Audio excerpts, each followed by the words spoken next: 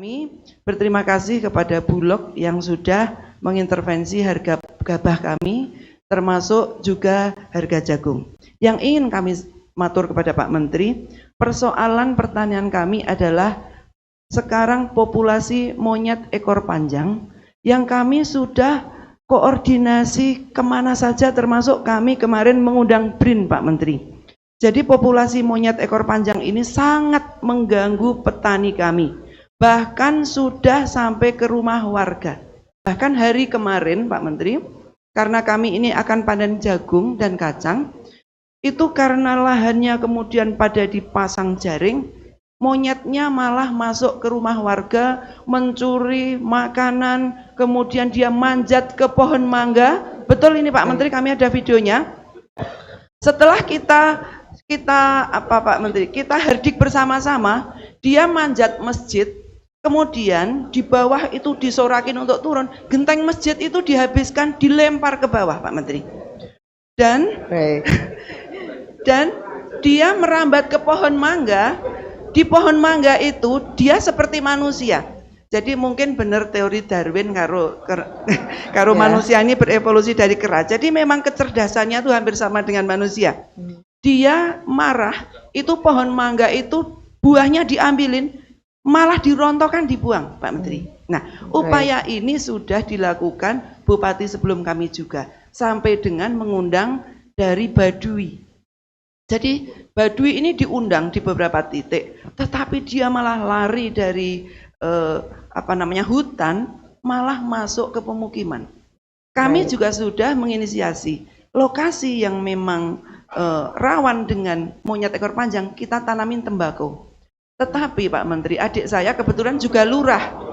Ini kami buat pilot projectnya di kelurahan kami, yang kebetulan adik saya kandung juga lurah. Di video, selesai tembakau itu ditanam Pak Menteri.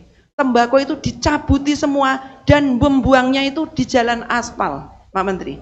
Ini pilot project kami yang dekat dengan tempat hunian monyet itu, kami tanamin tembakau. Dicabuti, kemudian dilempar ke pinggir jalan. Berikutnya kami kerjasama dengan pasar induk buah Giwangan Pak Menteri. Setiap Jumat buah-buah yang sudah tidak bagus kami berikan di titik-titik lokasi monyet itu tinggal. Setiap hari Jumat.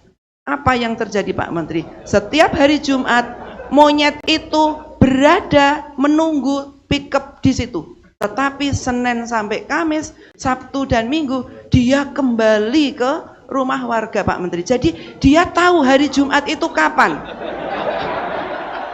Mohon maaf, ini mohon maaf Pak Menteri. Ya. Ini bisa dibuktikan. Kelurahan kami itu kelurahan Kenteng, dan ini adik kami sebagai lurah yang saya minta, karena kami akan matur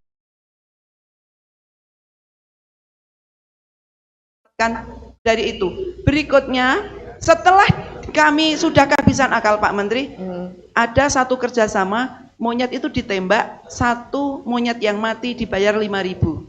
Tetapi yang terjadi, kami kemarin ada yang ditangkap melalui BKSDA, ditahan 3 bulan Pak Menteri, karena sosialisasi untuk perlindungan satwanya belum kita pahami, sehingga yang membantu petani untuk nembak itu ditahan, tadinya di Lapas Jogja, kemudian kami mohon pada Pak Kajari dibantu dipindah di Gunung Kidul.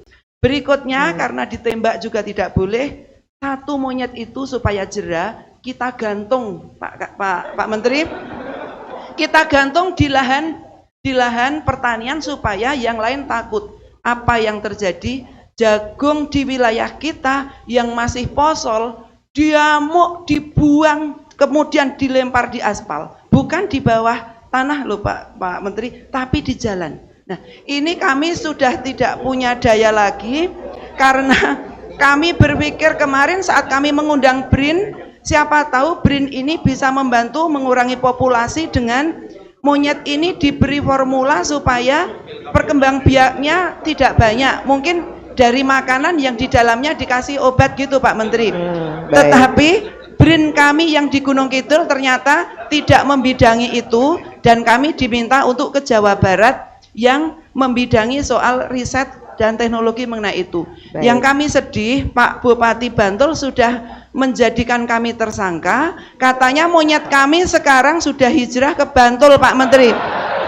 Kami tidak mau mengakui karena tidak bisa menunjukkan KTP-nya kalau itu monyet dari kami. Terima kasih Pak Menteri, dan kami mohon untuk program Pak Presiden yang kurang 37 titik, karena Bapak dekat dengan Pak Presiden, mohon untuk nanti dibantu supaya luasan kami yang paling luas DIY ini bisa maksimal untuk hasil pertaniannya. Terima kasih dan mohon maaf atas segala kekurangan. Kita apresiasi untuk Bupati Gunung Kidul. Dan mewakili monyet ekor panjang, Bu, saya meminta maaf. Kira itu mau, sebenarnya ada ilmu saya, tapi jujur aku takut. Ada ilmu saya itu bisa selesai 1 minggu, tapi jangan Bu, jangan sampai aku tidak tahu, takut saya, karena itu juga makhluk Allah. Aku punya ilmu, dulu masih ada fotonya, 2.340 babi. Itu lebih ekstrim daripada monyet. Saya selesaikan cuma 1 minggu. Nih. Ini 1 titik. Ada 16 ekor. Saya punya ilmu cuma waktu saya masih muda. Nah, sekarang aku takut terapkan. Takut. Pak Gubernur, aku tahu. Ilmu ini, babi, tikus, saya punya hak paten untuk penelitian. Aku suka meneliti. Ini bisa aku selesaikan 1 minggu, rampung tuh, tapi dosanya aku takut, jangan sampai. Ini dulu ini babi instingnya lebih tinggi daripada monyet. Mirip-mirip. Tikus, babi, monyet. Itu mirip. Kami ini semua ahli seluruh Indonesia menyerah. Sampai kami mengajar dulu waktu itu saya masih umur 30-an sampai ke Sumatera. Ada ilmunya Bu, itu mudah banget. Itu rampung 1 hari kalau aku beri. Tapi maaf Bu, untuk sementara aku takut, saya tahajud dulu, berdoa dulu. Kemudian yang ada direktur, itu selesaikan tuh. Ini ada dianggarkan, coba setting di sana, 37 selesaikan, rampungkan itu. Memang anggarannya izin Pak Gubernur, kami selesaikan masalahnya Ibu Bupati, ini masalah air, itu penting banget. Penting banget. Jadi gini Bu, negara kita katakan maaf Pak Prof, ukurannya kecil, small scale ya, tapi lihat negara ya, Belanda nggak punya tanah, tapi dia ekspor hortikultura ke seluruh dunia. Tim delegasi aku berangkatkan ke sana. Itu bisa tergantung kreativitas kita, seperti dikatakan tadi Pak Prof, sahabat saya, bisa. Ini bisa kita, tapi teknologi lagi-lagi teknologi. 50 ton per hektar. Padi, hortikultura. Negara lain sudah maju, Bu. Cuma kami fokus dulu pangan selesai. 3 tahun ke depan tebu. Oh, ada pabrik gula ya di Jogja. Di mana? Punya siapa? Oh, Pak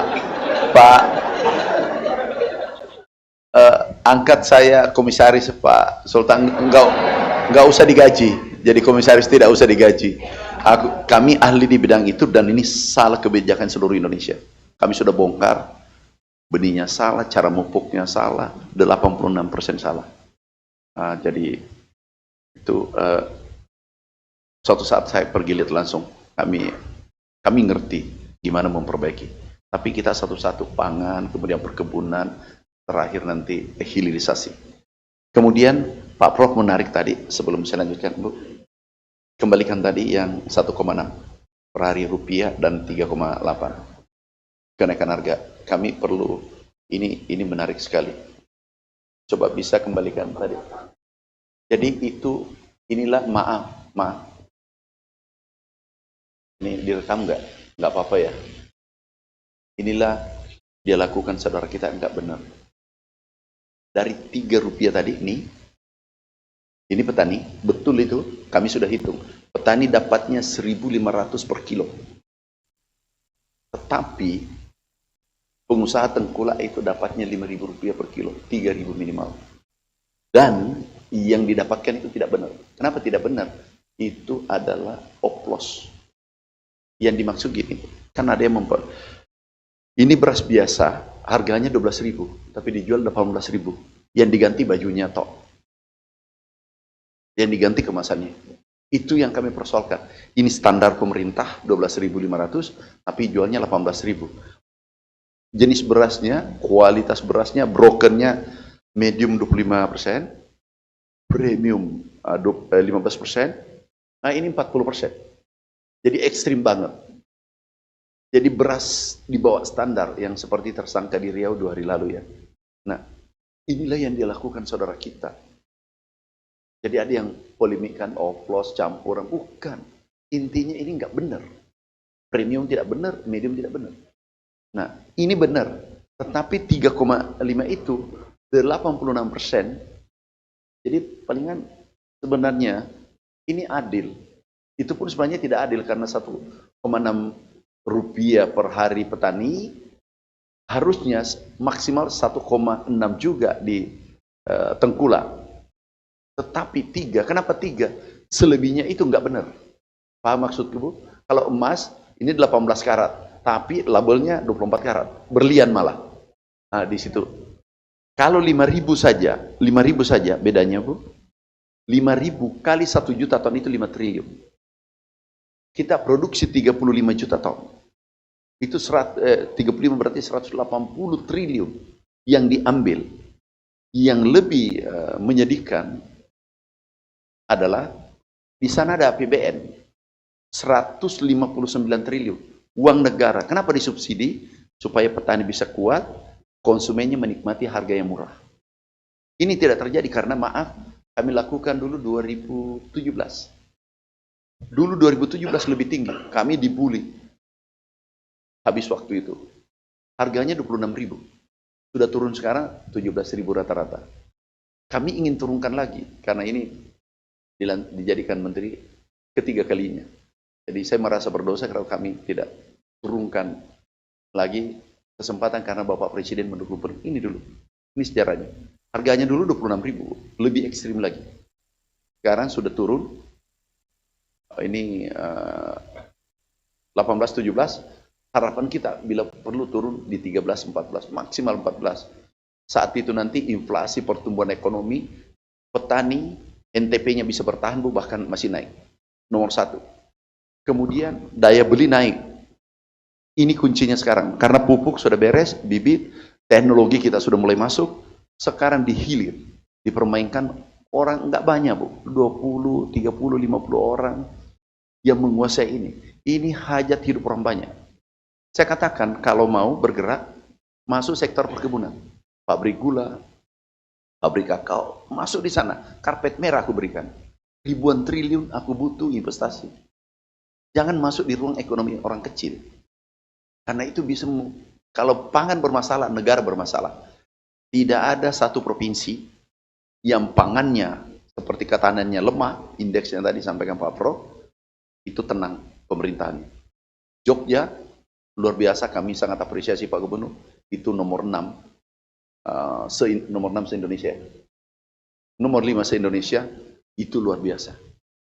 Itu luar biasa, dan saya tidak kaget. Kenapa? Orang-orang terbaik, putra terbaik bangsa, dilahirkan dari Jogja, dari sini. Ini kan kota pendidikan.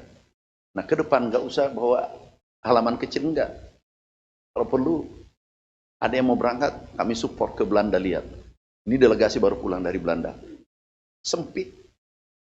Bahkan tanaman umbi-umbian itu produksinya itu apa kayak hidroponik, kemudian apa namanya yang dengan udara saja, aeroponik, itu naik 4 kali lipat, 10 kali lipat produksinya. Digantung saja, langsung dipanen tuh bijian. Teknologi, Bu. Kuncinya teknologi. Yang irigasi tadi itu penting, Bu. Tahun depan, tapi Pak Ibu Direktur ada ya? Siapa di sini PJ-nya? Mana PJ-nya di sini? Tolong hitung semua seluruh Jogja. Ya. Jangan sampaikan ke publik bahwa saya orang Jogja juga. Hitung semua irigasi ini seperti ini, Bu. Jangan Ibu saja, supaya bupati lain tidak bertanya. Hitung semua yang irpom, irigasi pompa dan apa namanya itu, perpipaan. Saya sudah tanda tangan, mudah-mudahan tidak ada halangan lagi. Kami ingin seluruh kantong-kantong kemiskinan kami beresin dari sektor pertanian. Itu ada 20 juta orang, kami sektor. Kalau pertanian bangkit, paling banyak miskin di sektor pertanian. Kita harus bagaimana mudah sarana produksi, bagaimana harga dengan baik. HPP kan sudah, ya Prof ya, pupuk sudah. Tinggal ini yang tadi yang 1,33. 3,8. Aku beresin. Ini nanti penelitiannya berubah. Kalau ini seluruh pengusaha ikut pada regulasi yang kami umumkan kemarin dan Presiden sudah statement, nggak boleh ditawar. Itu kemiskinan turun. Dan pertumbuhannya Jogja itu bukan 5,11. Itu bisa naik 6, bisa naik 7. Tapi dengan catatan jangan 3,8. Ini tadi 3,8 Jogja ya?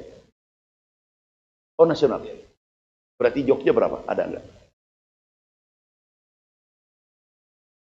Sekitar itu. Kalau itu turun, Bu, ini langsung naik minimal di sini 6% pertumbuhan ekonomi. Makasih. Jadi Bupati lain nggak usah bertanya, aku kasih aja nanti benih jagung. Oke, tapi kalau ada mau bertanya boleh. Silakan, silakan. Baik, ini Pak Bupati Bantul.